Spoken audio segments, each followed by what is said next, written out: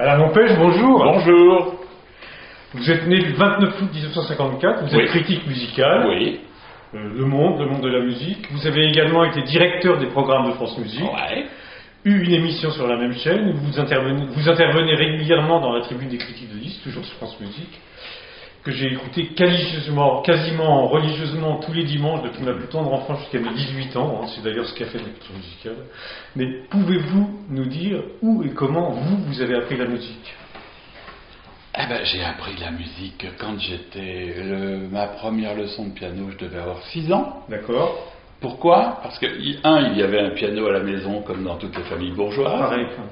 Deuxièmement, j'avais un grand frère qui étudiait le piano. Ma cousine étudiait le piano. Donc, j'arrivais juste derrière, j'ai donc étudié le piano. Voilà. C'était absolument normal d'étudier le piano. D'accord, on est voilà. Dans le même cas de figure, sauf que moi j'étais l'aîné, c'est mes frères qui ont suivi. Et pas longtemps après, quand j'ai fait ma communion solennelle, on m'a offert un poste de radio, avec la modulation de fréquence, juin 1966. Et devinez ce que j'ai découvert en juin 1966. France Musique. J'ai découvert, oui, France Musique, oui, mais la tribune des critiques de disques. Armand Panigel, Antoine Goléa, Pierre Germain, je crois à l'époque. José Bruire, voilà. Et j'ai donc fait une grande partie de mon éducation à la découverte des œuvres avec la tribune des critiques de disques. Pourquoi ? Parce qu'à l'époque, on découvrait les œuvres comment ? Soit en achetant des disques quand on était riche, soit il fallait pas trop tirer sur la corde quand même. Mes parents avaient les disques, mais ils en achetaient quand je demandais, mais il fallait pas les 3 mômes quand même, donc c'est difficile. Et puis sinon, on avait la radio. Il n'y avait pas le discothèque de près, il n'y avait pas Internet, il n'y avait pas Spotify, il n'y avait pas Deezer, il n'y avait que la radio. Ouais. France Musique toute la journée. Voilà. On n'aurait presque pu l'écouter ensemble. Voilà, exactement. Et puis voilà comment j'ai fait une partie de ma formation musicale, on va dire, à l'écoute, et piano, harmonie, solfège, enfin toute la clique. Très bien, et maintenant vous rédigez vos critiques sur un site anglais qui s'appelle Backtrack. Oui, Backtrack. Backtrack, pardon. Oui, un jeu de mots, Backtrack. Voilà. Oui, qui est apparemment le plus grand site de critique sur Internet, parce qu'il est international. Angleterre, Espagne, Allemagne, Hollande, France, États-Unis. Oui, c'est parce que vous êtes dedans, ça. C'est non. Pas l'inverse. Non. Vous savez, j'ai travaillé au Monde, et au Monde, on disait qu'un grand journaliste, c'est un journaliste qui écrit dans un grand journal. Donc ça remet tout de suite les choses à niveau. Le même écrit dans un petit journal, c'est un petit journaliste. Donc non. Donc à l'empêche, vous avez une critique musicale extrêmement étendue, et pas seulement dans le domaine dit classique, c'est-à-dire musique occidentale savante, on évoquera le sujet, mais vous appréciez tout particulièrement le piano. Je crois qu'on vient d'avoir la réponse. Pourquoi, en fait ? Oui. Mais je crois que mon intervieweur aime aussi beaucoup le piano, non ? Oui, mais moi, ce que je pense, ça n'a pas grand-chose. Il me semble, si, quand même, un peu. Parce que si vous n'aimiez pas le piano, pas la musique, vous ne me poseriez pas des questions. Oui, je ne serais pas là. Donc aujourd'hui, 21 juillet 2026, vous êtes venu dans le cadre du festival Chopin de Nohant, Festival de Nohant, Chopin, nous parler avec Jean-Yves Clément, je cite, du piano romantique au-delà des clichés. Oui. Mais quels sont ces clichés et quel est cet au-delà ? Je précise que nous sortons de la conférence, mais vu que nos téléspectateurs de cette vidéo n'étaient pas là, désolé pour le doublon. Non, mais alors le cliché du piano romantique, c'est le piano sentimental, vous savez, un peu larmoyant, beaucoup de roubateaux, Chopin pour les jeunes filles, c'est ça le cliché. Et alors le cliché s'est transformé comme ça. Aujourd'hui, ça serait Sofiane Pamart, le cliché du piano romantique. Maman, oui, voilà. Alors qu'en réalité, le piano romantique, c'est évidemment pas du tout ça. D'ailleurs, le romantique, historiquement, c'est une période qui commence en 1830, le romantisme, avec la bataille d'Hernani. Oui, juste après la mort de Beethoven. Voilà, avant, la bataille d'Hernani qui est du théâtre et pas de la musique, mais la fantastique de Berlioz, 1830, voilà. Et puis le romantisme, il se termine quand ? À la mort de Chopin, 1850, 20 ans. Voilà, historiquement. Donc, historiquement, oui, c'est 20 ans. Brahms, vous ne le mettez pas dedans. C'est un classique. Et il commence dans le romantisme, bien sûr. Mais en vérité, comme l'a dit un jour dans une interview Horowitz, il a dit, écoutez, pour jouer Mozart, il faut exactement les mêmes qualités que pour jouer Chopin et Liszt. Et Mozart est un romantique qui exprime des sentiments humains, et comme chez les romantiques, il y a une forme très solide chez les romantiques, contrairement à ce qu'on pense.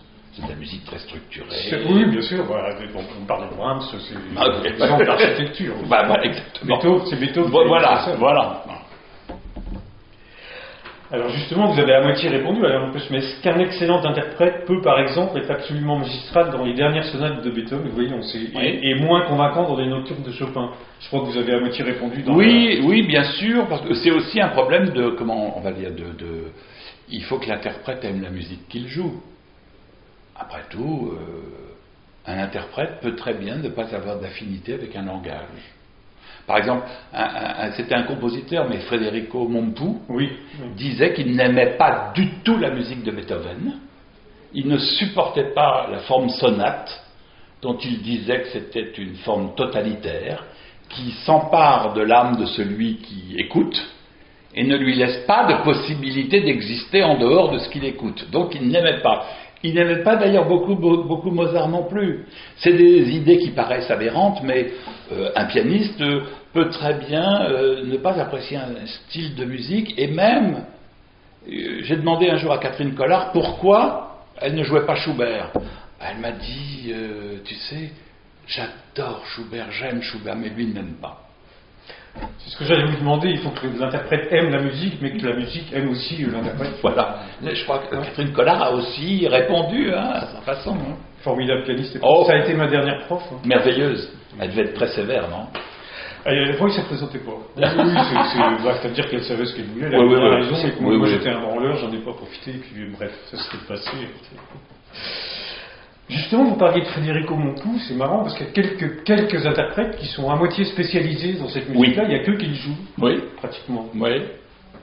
C'est-à-dire que lui s'est joué beaucoup, il a enregistré l'intégrale de son œuvre, et puis Alicia de la Rocha le jouait un peu, et puis Josep Pons, non pas Josep Pons, j'ai oublié son nom, un pianiste, c'est un chef d'orchestre, un pianiste, j'ai oublié le nom, catalan, qui l'a aussi joué.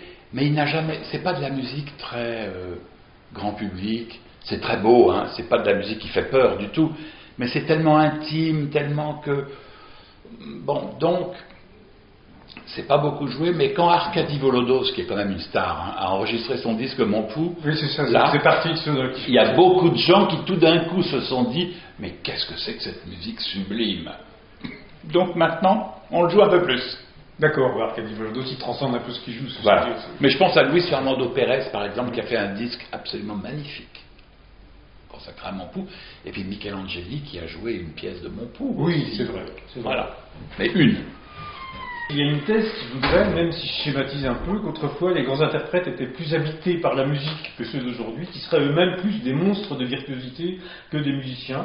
Je crois que vous vous inscrivez en faux contre c'est tellement stupide, tellement bête. On répète ça depuis plus de 100 ans, hein, et même je pense qu'on peut remonter plus loin en parlant d'autre chose, mais c'est à la fois une détestation de notre époque, une survalorisation du passé. C'est comme quand on était enfant au conservatoire, on disait toujours « Ah, celui-là, il a une belle technique, mais il n'est pas musicien. Et celui-là, il n'a pas de doigts, mais qu'est-ce qu'il est musicien ?» Ça fait partie du même truc totalement stupide. Ça ne veut rien dire. Ça ne veut rien dire. Surtout, il y a une chose qui est quand même drôle. Comment sait-on vraiment comment les gens jouaient hier? Écoutez, on n'a qu'une partie infime sur disque et sur enregistrement de ce que les gens, de la façon dont les musiciens jouaient hier. Hier, voulant dire quoi? Quand on dit ça aujourd'hui et quand on le disait il y a 50 ans, les 50 ans qu'il y a entre les deux moments, c'est déjà hier pour aujourd'hui, mais on le disait déjà. Donc, ça ne veut rien dire. Et est-ce que vous savez comment on joue aujourd'hui? Non. On ne sait pas, il y a trop de choses, on n'entend pas tout le monde, et aujourd'hui, il y a des gens qui jouent avec une sensibilité absolument incroyable, des pianistes, parlons de pianistes, hein, Quand vous écoutez un d'Adam Laloum, quand vous écoutez un Kantorov, quand vous écoutez un Grosvenor, quand vous écoutez Yun Chan Lim, quand vous écoutez... Ils peuvent être des virtuoses absolument fantastiques et des musiciens inouïs. Et hier, il y a des pianistes qui hier jouaient quand même comme des patates. Franchement, vous avez écouté Brailovsky? Non, je connais pas. C'était une star des années 20 et 30, mais il joue petit et sec. Comme avait dit un jour un de ses confrères, il a une sonorité de carton. Donc c'est vous dire que bon voilà, ça ne veut rien dire. À toutes les époques, il y a eu des gens passionnés. Puis ça voudrait dire qu'aujourd'hui, les musiciens, les jeunes musiciens ne sont pas passionnés par la musique, mais qui osent dire une chose pareille. Non, je suis d'accord avec vous, c'est complètement... De la même façon, on raconte qu'hier, les pianistes étaient beaucoup pas prisonniers du texte, alors qu'aujourd'hui, ils sont prisonniers du texte. Donc comme ils sont prisonniers du texte, ils ne peuvent pas créer. Mais bullshit, c'est des bêtises. On peut créer à travers le Vous pensez que... Mais bien sûr, Dino Lipati, il faisait quoi? Ah oui, c'est vrai. Il respectait le texte ou pas? Joseph Hoffman. Tous ces gens-là, évidemment, de temps en temps, on peut faire un petit changement parce qu'on a besoin pour sa main des choses, mais pas rajouter des choses, et on n'est pas prisonnier du texte. C'est idiot. Oui, ça doit être prisonnier. Et quand des musiciens disent des choses pareilles, tout d'un coup, on s'interroge quand même sur le degré de musicalité qui est le leur. Enfin, je ne sais pas ce que c'est. Ils projettent, en fait, c'est une projection. Oui, c'est une projection. Voilà.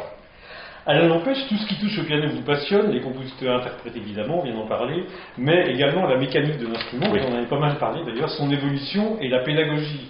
Il y a plusieurs écoles d'enseignement de l'instrument, françaises, russes par exemple. Pouvez-vous nous dire quelques mots de ces pédagogies et de leur évolution, de leurs différences éventuellement? Je pense qu'il n'y a plus d'école russe, plus d'école française depuis très longtemps. D'accord. J'ai posé la question, par exemple, pour l'école russe, j'ai posé la question à Elisovir Saladze, à Nikolai Lugansky, à Lev Naoumov, qu'ils m'expliquent ce qu'était l'école russe. Les trois m'ont dit, l'école russe n'existe pas.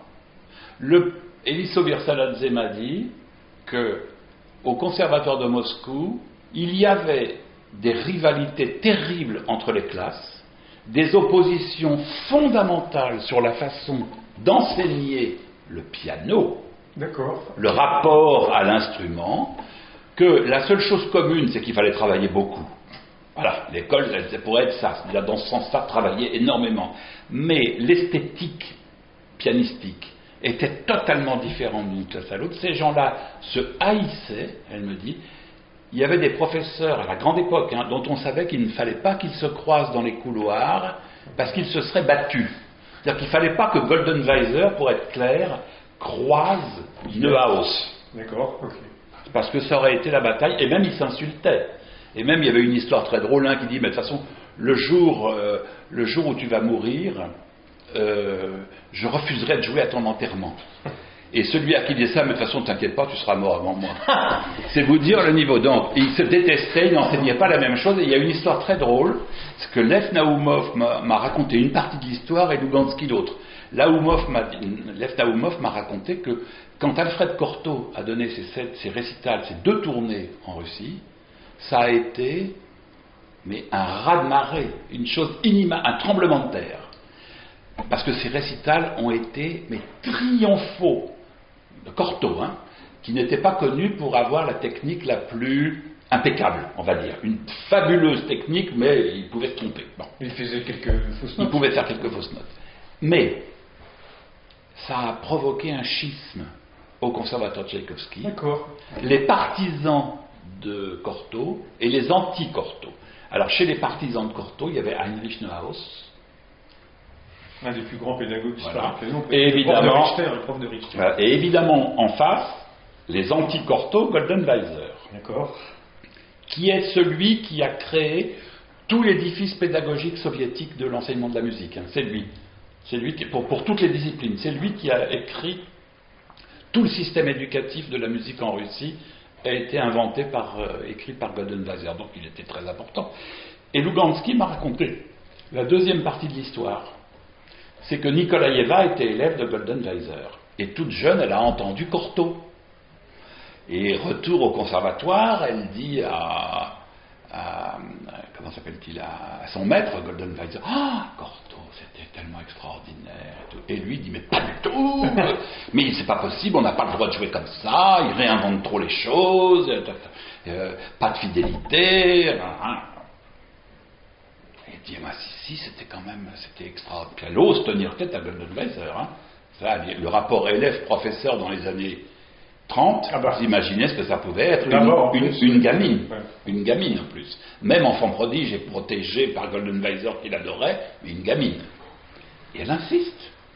Et lui se fout dans une colère noire, et alors elle lui répond, mais écoutez maître, vous réagissez trop en professionnel et pas assez en musicien. Elle avait quel âge à ce moment-là? 13 ans. Ah oui, quand même. Ah oui, je suis d'accord. C'est génial, non? Alors donc ça c'est pour l'école russe. Alors l'école russe pour Neuhaus c'était Cortot. D'accord, oui. Et alors l'école française, est-ce que vous pensez vraiment que l'école française c'est quoi? C'est soi-disant le jeu perlé, des choses comme ça. On voit Saint-Saëns plus. Voilà. C'est une chose qui a existé dans tout le 19e, hein, puisque le professeur de Gieseking, qui était allemand, il a propagé cette histoire de poids, tout ça. Pourquoi? Parce qu'en Allemagne, on apprenait aussi à jouer avec les doigts, parce que les claviers de piano étaient plus légers, les pianos étaient différents. Oui, c'est ça, oui, donc c'est ça. Voilà. Oui, on rejoint les pianos. Donc bien sûr. Et donc, il y a eu un moment de transition où les pianos sont devenus plus amples, plus gras, plus lourds, plus machin. Il a fallu changer de technique. D'accord. Et alors, une partie de l'enseignement de la musique du piano en France est restée sur une conception mécaniste. On appelait ça d'ailleurs travailler son mécanisme. Tac. Yvonne Loriot, non? Non, mais avant ça, c'était, comment elle s'appelle? Marguerite Long. Ah, Marguerite, ah oui. Saint-Saëns, Marguerite Long, Isidore Philippe. Mais quand on regarde, en même temps qu'il y avait Diemer, qui a été le créateur en France des 2 concertos de Brahms, qui avait une technique de doigt fabuleuse aussi, mais qui jouait avec le poids et qui parlait déjà du poids et tout ça. Et vous avez à la même époque Cortot, qui était professeur au conservatoire avant-guerre. Yves Nat détestait Marguerite Long et toute cette école. Vous savez comment il appelait Marguerite Long? Il disait la contremaîtresse qui règne sur une usine où règnent des préposés aux tierces. Oh là là. Voilà, c'est sévère. C'est sévère, hein.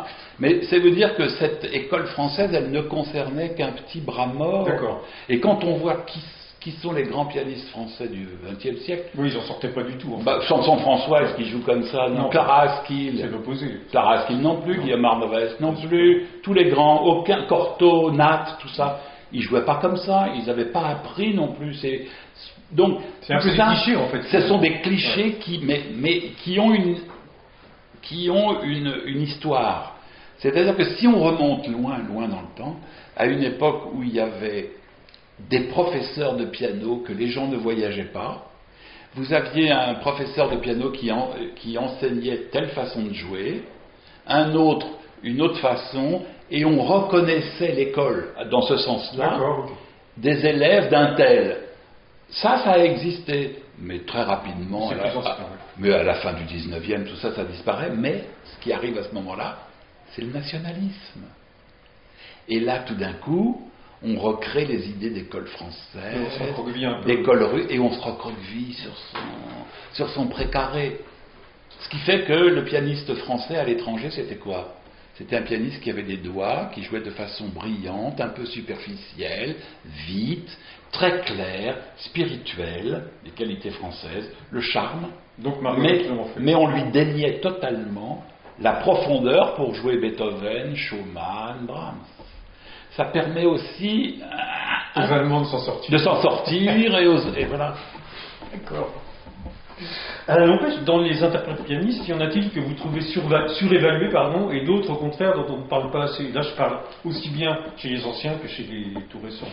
Chez les anciens, je ne pense pas. Je trouve qu'il y a juste une propension depuis quelques années là à survaloriser le talent de pianistes qui ont très peu enregistré autrefois, qui ont laissé 3-4 faces et tout d'un coup on fait tout un truc et tout parce que par exemple, ils jouent bien. Oh, ça me vient pas là. Par exemple, il y a eu pas mal de pianistes françaises femmes des années 50 Jacqueline Aymar, non Jacqueline, vous voyez, vous ne connaissez même pas. Jacqueline Aymar, bon, ça jouait quoi, mais enfin c'est pas passionnant. Oui, on peut. Mais alors aujourd'hui, oui, je trouve qu'il y a quelques pianistes dont on parle un peu trop et qui n'ont pas le talent égal. Alors, pareil, je veux dire. Quelques noms en tête. Oui, mais on peut les donner peut-être. En tout cas, il y en a une tout de suite. Il y en a une tout de suite qui échappe à ça, tout de suite. C'est Yuja Wang. Ah, mais moi j'adore. Qui est une pianiste extraordinaire. On est d'accord. Voilà. C'est vrai qu'elle est souvent mise dans cette catégorie. Elle est rangée dans cette catégorie, mais c'est absolument stupide. On dit Martha Argerich-Lidl, j'ai entendu. C'est absolument imbécile.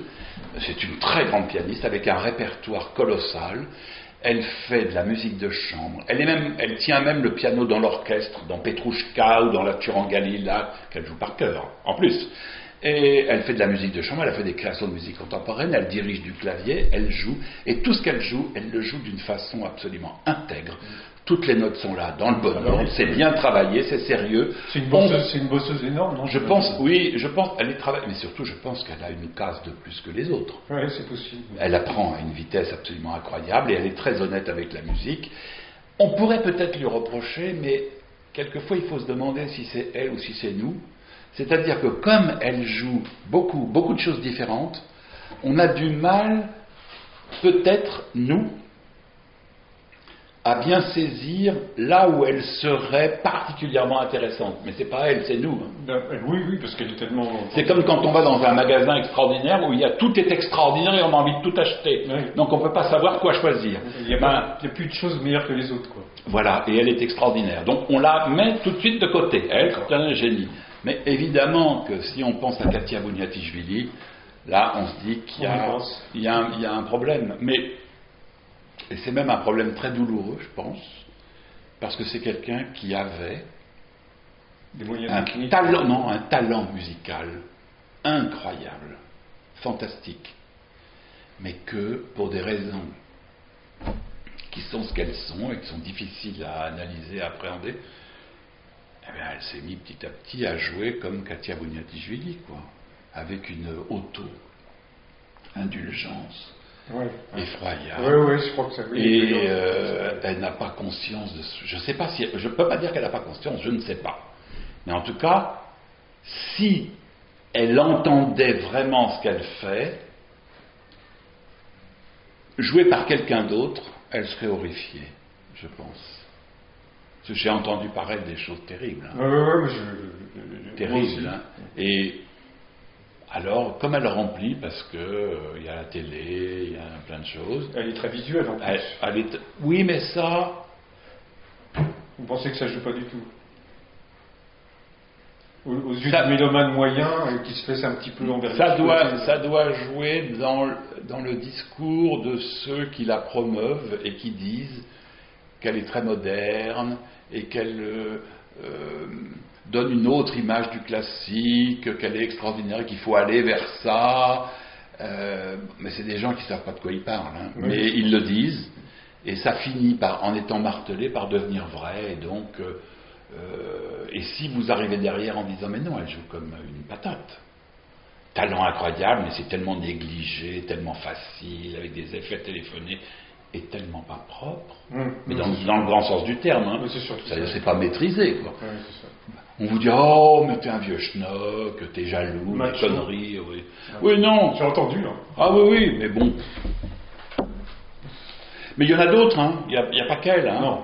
Il y a par exemple, je trouve que Viking Gurolafsson. Je connais pas du tout. Ah bah c'est Deutsche Grammophon. Hein. Il a fait un tour du. Ce gars sort son premier disque chez Deutsche Grammophon et très peu de temps après, il fait une tournée mondiale où il donne 80 fois les variations Goldberg. Ce gars, il n'est pas tout jeune, il doit bien avoir 45 ans. Hein. On n'avait jamais entendu parler de lui nulle part. Et il donne les Goldberg en tournée dans le monde entier. Combien de temps il faut pour organiser une tournée comme ça ? C'est vrai. Il faut au moins 2-3 ans. Il faut un agent qui a énormément de pouvoir. Or, le même gars, personne ne le connaissait juste avant. Et alors, ça donne quoi ces variations ? Ça n'a aucun intérêt. D'accord. C'est pas mauvais. Ça justifie pas. C'est pas honteux, mais c'est rien. Toutes des variations des Goldberg, il y en a quand même. Il y en a beaucoup. Et puis il a fait d'autres disques un peu conceptuels, avec une petite sonorité maigrichonne, enfin bon. C'est Sofiane Pamart du classique? Oh non. Peut-être qu'au fond, Sofiane Pamart, c'est mieux. Parce que, non, mais Sofiane Pamart, dans son domaine à lui, moi, ça m'intéresse pas. Hein. Du tout. Moi, ça m'intéresse pas du tout ce qu'il fait, Sofiane Pamart. Mais, tant qu'on ne me dit pas que c'est à mettre à côté de Chopin, Debussy et Ravel et Rachmaninov, tant qu'on ne me dit pas ça, ou Satie, tant qu'on ne me dit pas ça et qu'on ne me l'impose pas, il n'y a aucun problème. D'accord. Et ce qu'il fait, il le fait bien. Il le fait bien, ce qu'il fait. Je ne pense pas que lui, au fond, pense qu'il est Michelangeli sans son François. Non. Ni Chopin. Il le sait qui il est. Bon, voilà. Le problème, c'est pas lui. C'est ce qui se fait autour, et c'est aussi, je trouve, le service public de la radio, France Inter, France Culture, qui fait des émissions avec lui en nous le présentant, là encore, comme c'est ça le classique. Ils ont eu Bouniatichvili, maintenant ils sont passés à Pamart, et donc ils nous disent ça, et là, je ne suis pas d'accord du tout. Et la télévision de service public, c'est la même chose. Vous vous rendez compte qu'on a organisé un concert Arte, en collaboration avec France Info ou FIP, je ne sais plus, de Pamart, diffusé à la télévision quand même. Ça, c'est pas possible. Tout se vaut, quoi. Mais surtout en nous disant que c'est que c'est le nouveau classique. Ouais, c'est ça. Mais c'est pas vrai, c'est pas le nouveau classique. Et alors, il faut noter que France Musique s'est tenu très très loin de tout ça. C'est très bien. Et que même Lionel Esparza, le 1er avril, dans son émission Star du classique, je crois, ou disque historique, les disques qui ont fait l'histoire, là, il a fait une petite vanne sur Pamart, un 1er avril. Et ça, c'était génial. Voilà. Alors, en plus, pour terminer, pouvez-vous nous donner quelques-uns de vos interprètes préférés pour des compositeurs emblématiques principaux de la période romantique, puisqu'on parlait de romantisme aujourd'hui, hein. On commence par Beethoven, même s'il n'en fait pas tout à fait partie, on l'a dit. Beethoven. Il y a tellement de gens qui jouent si bien Beethoven. Vos 2 ou 3 préférés? Avec des préférés, dans Beethoven, Wilhelm Kempff et Arthur Schnabel. Donc on reste sur l'ancien. C'est des vieux, là. Ouais, quand même, oui. Mais il y en a plein de jeunes qui jouent bien. Brendel, c'est fantastique aussi. Hein. Arao, c'est fantastique. Peraya, c'est fantastique. Hein. Plus les œuvres sont grandes et plus les interprètes sont nombreux à être extraordinaires. Oui, Brendel, j'aurais pu se mettre dans Schubert, mais c'est vrai que dans Beethoven aussi, il a fait au moins 3 intégrales. Oui, mais je l'ai vu en concert. C'est merveilleux. Pour Schubert, donc Schubert, Brendel, évidemment. Brendel, Zacharias. Formidable. Chez les anciens, Schnabel, parce qu'on ne peut pas l'oublier aussi. Voilà, oui. Barenboim, non? Non, moins. Demandez mes préférés. Oui, je questionne. Pour Chopin, alors, pour Chopin,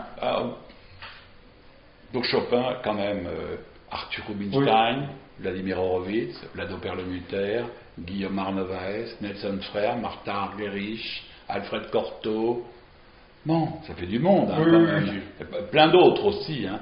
Mais ceux-là, Lipati pour les quelques disques qu'il a fait, enfin bon, ça c'est extraordinaire, quoi. Et Yuchan Lim, il est pas mal aussi dans Chopin. Fantastique. Oui, le petit gamin là. Ouais. Vous vous rendez compte, c'est un ovni celui-là. Oh Dieu. De dire que les jeunes interprètes sont pas aussi profonds qu'autrefois, ils sont des virtuoses. Mais quelle idiotie. Il y a aussi une chose dans la musique classique, c'est la haine des jeunes. La méfiance peut-être plus que la haine? Non, la haine. Les jeunes, ils seront toujours bien plus tard. C'est ça, oui, d'accord, c'est de la jalousie, ça. Ils seront bien plus tard. Toujours. Et dès qu'un jeune apparaît avec beaucoup de talent, il faut toujours qu'il y ait des imbéciles qui se lèvent pour dire « Ah non, mais c'est quand même pas aussi bien que... » C'est la même chose. On retombe dans le même travers. Les jeunes sont virtuoses, mais ils ne sont pas aussi profonds que les anciens. C'est faux. Si on écoute le concerto, quelque chose dont on parlait tout à l'heure, le concerto pour demain de Ravel par Benjamin Grosvenor. Et Grosvenor à 11 ans. À 11 ans. Mon Dieu. Il est tellement mieux que des vieux schnocks à 50 ou 60. Et pour Johannes Brahms, on entendait les ballades de Brahms par Michelangeli, qui est pour moi une des choses les plus belles au monde. Magnifique. Oui. Mais vous savez, j'ai entendu des jeunes gens jouer les 4 ballades de Brahms, notamment Kantorov. Quand Alexandre Kantorov joue les 4 ballades de Brahms, pardon, mais le premier qui me dit c'est un jeune virtuose qui n'est pas profond, aussi profond que les anciens, c'est Debaff. C'est Debaff. D'accord, et on termine par Franz Liszt alors? Volodos? Pareil, Liszt avec Zifra extraordinaire. Mon Dieu. Mais là, il y a 2 jours, là, j'ai entendu à la radio une Méphisto-Valse que je trouvais pas très bonne, par un pianiste que j'adore, qui est Zifra. Mais je trouvais que la Méphisto, là, qu'on entendait, était pas si bonne que ça. Quoi, trop superficielle? Non, il marquait les temps comme ça, puis il y avait un côté un peu raide, et le son n'était pas très bon. Alors je sais pas d'où ça sortait. Et je me suis dit, bon, quand même, c'est bizarre. Alors je suis allé écouter d'autres. J'ai écouté Le Jeune du Chable et Franz Kida, dans la même Méphisto-Valse. Waouh! Génialissime, les deux. Extraordinaire. Mais extraordinaire. Mais ils étaient très, entre guillemets, je vais pas employer ce mot qui me gêne un peu, très cotés sur vos listes, beaucoup. Franz Kida, elle a été dite comme une spécialiste de Liszt. Oui, mais elle a été oubliée beaucoup. Hein. Oui, c'est ça. Elle a été oubliée beaucoup, mais Liszt a plusieurs visages. Donc Brendel est un fabuleux interprète de Liszt. Hein. Martha Argerich est une fabuleuse interprète de Liszt. Rubinstein aussi, Horowitz, Claudio Arrau, fantastique. Nelson Frère, Grosvenor, de Trifonov, on va en oublier, et chez les anciens, Wilhelm Kempff. Oui.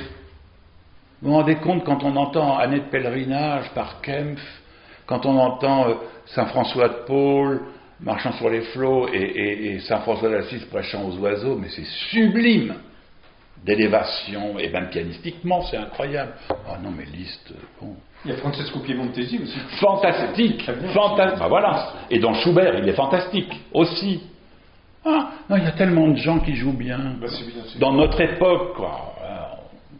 Quelquefois, je me dis qu'il faudrait détruire tous les vieux disques pour n'écouter que les gens de notre époque et arrêter avec cette façon de rejeter notre époque.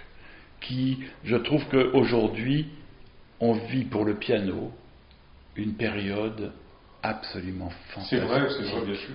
Le nombre de jeunes pianistes prodigieux. Quand j'étais gamin, camarade, quand j'étais gamin, il n'y avait pas tant de jeunes pianistes que ça qui étaient fantastiques. Hein. Pas autant, hein. Non. Non, pas autant. Hein. Non, du tout. Et aujourd'hui,